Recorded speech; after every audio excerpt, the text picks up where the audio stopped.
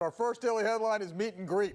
ESPN reported that Phil Jackson met with Carmelo Anthony today. Ramona Shelburne claiming at the meeting, Phil asked Melo if he wants to stay with the team, that the sit-down was more contentious than usual. Our buddy Frank Gaisolo reported from a confidant of Melo or a source close to Melo that Melo said he wants to stay. Now, this is all coming up because Phil's confidant, Charlie Rosen, wrote that article saying that Melo's time was up last week. Sal, in the end, what do you think comes out of all of this? Unfortunately, nothing. You know, I feel badly for Carmelo Anthony. I don't understand why people can't comprehend that he's not going anywhere. He doesn't want to go anywhere. So while I may think the Knicks will be better as an organization to build around Porzingis and not have to deal with Melo and the nonsense and the ego and all those different things, it's not happening. Carmelo's not going anywhere. So I don't understand why Phil needs to sit down with Melo and find that out. We all know he wants to be in New York. This is where he's going to be, and hopefully they can get it turned around. Unfortunately, I don't think that they will, so I think the same thing is going to continue.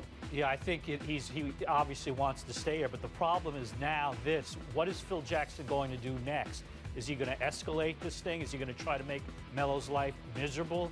I mean, are we going to see more of the circus? So that's a sidebar. I don't think this thing is going away, even though they had this meeting. Yeah, well, I just would love to know what, by contentious, I got to think that that Carmelo said to Phil, why are you always bad-mouthing me? I would love to know what Jackson's answer was to him because, you know, what is he trying to accomplish here? Does he want it? Did he tell him, hey, look, I think it's in the best interest of you and the organization to trade you?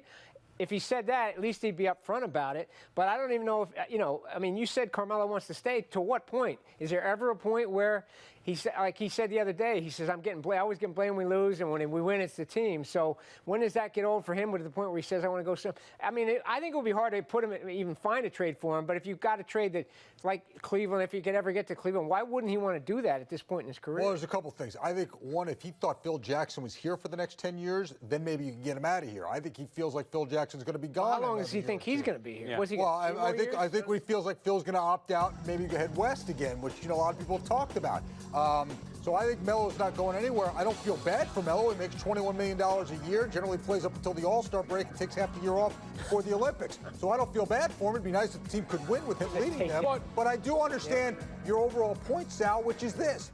Let's be clear on this. Phil Jackson wants him out. It's not that hard to read between the lines here. He wants him out. I hope he would tell him that then. Well, because that's not how this operates. He's doing it in a backstabbing sort of way, which quite frankly is how a lot of executives do things. But to what end does this go? I mean, this thing, if it festers, this could have an impact on the team. It could be a huge distraction. So they keep losing and losing, and the spotlight is on Melo and Phil. It's not good for the team. Is Phil Jackson's responsibility to try to make things better? Yeah, and there are so many levels to this to clean up this mess, okay? Even if you were optimistic about the Knicks, and there was right to be because they finally brought in some players, you thought, okay, maybe this team can contend. I know we're talking about Eastern Conference Finals, and you get, you know, people joke with you. Who was talking about that? Was John Harper predicting that? Yes. That's not that far off. Well, look, when you look at the Eastern Conference. Of course, you look at the talent on their team, but they've been anything but. So then it comes back to why is this happening? The dysfunction at the top, the lack of accountability. Derrick Rose is out. I mean, Derrick Rose is clueless, okay? His character issues come into question. He says whatever he wants, doesn't play any defense, so he's a problem. And then everybody